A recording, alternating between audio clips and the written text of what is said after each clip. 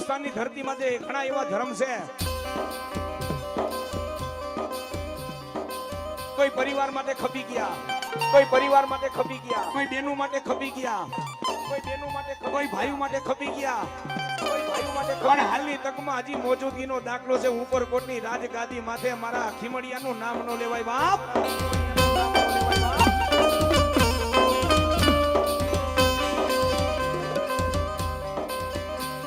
એ કદાચ માથું દુખતો ને તાવ તો આવતો હોય ને, માથું દુખતો ને તાવ તો આવતો હોય ને, ખાલી બેઠા બેઠા એની માનતા કરો.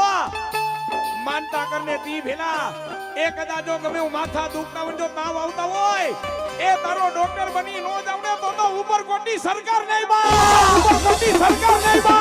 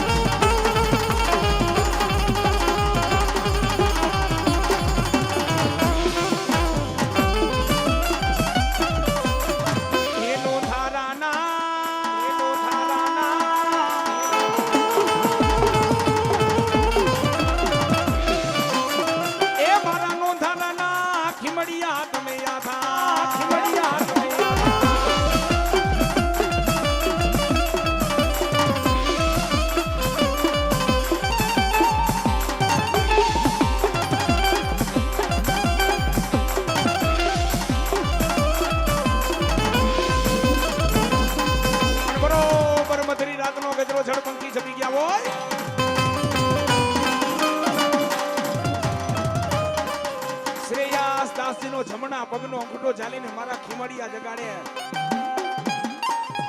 બેટા ઉભો થા, મારે તને સમાજની માલિકો ઉજળો કરવો છે.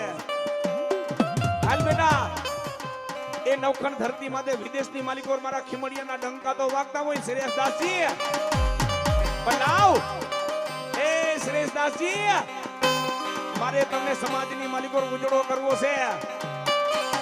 ઉજળા ક્યારે થાય સમજો? સેલુકાનો ડાયરો, કોઈ દી કોઈનો અનીતિનો રૂપિયો નો લીધો હોય ને ત્યારે આપણે સમાજમાં ઉજળા થાય. હો હે, કોઈ બેનો દીકરીઓ માટે કુડી નજરું નો કરી ત્યારે સમાજમાં ઉજળા થાય.